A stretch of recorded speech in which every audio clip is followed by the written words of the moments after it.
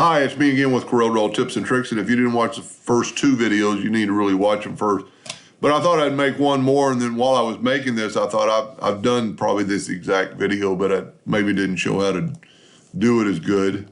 So this makes it look like 3D, and we could still embellish it by, making the lines a little bit thicker, but that's personal preference. But it looks like they're going in like a lattice work. So to do that, we're going to do just like we did, but before we do anything, we're going to turn that a kind of a gray by left clicking. I'm going to zoom in here. I'm going to get the interactive fill tool. I'm going to go from, you have to kind of start on the object, and then you can move this object out. Then move your slide bar kind of like to the middle. So you want to get both these things kind of equal distance. And then we're going to double click and we're going to put a white in there. But then we're going to take a black and put it there. And then take another black and put it there. And you could still play around with this to get it more in the middle so you can move the slide bar. And there's a lot you can do to it. You could put another box there and maybe make it I didn't make a box. Double click.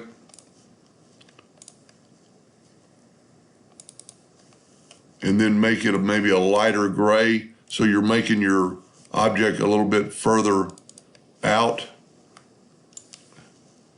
You're kind of extending that white out, or you could make them both white and have your inner part darker. And you could always move this in and make your edges darker. Let's call that good. And then just do what we did before, just Control D and make a duplicate. And you could do this right here and have it snap to the midpoint. Or you could mirror it like we did before in the other one and have it get away from it so you can have it snap to that one right there. And then just Control D and move, Control D and move that one there, and then grab that corner right there and have it snap to the edge. It almost looks like it went a little bit too far. Let's do that again because this needs to be perfect. And it would really be helpful if you go ahead and group these two together. Control G, see how far over I am? So just have it snap to that edge. And then just Control D.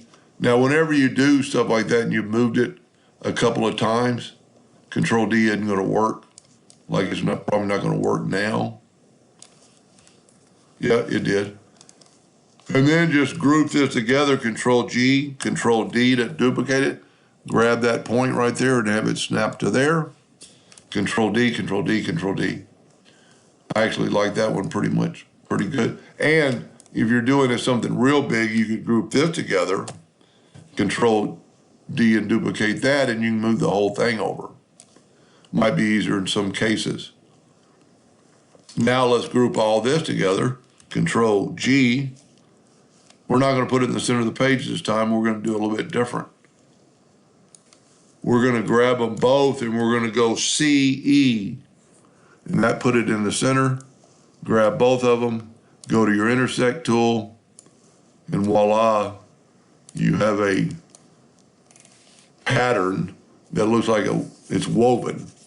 Now, I just realized the one I did earlier wasn't like this. This will be a herringbone.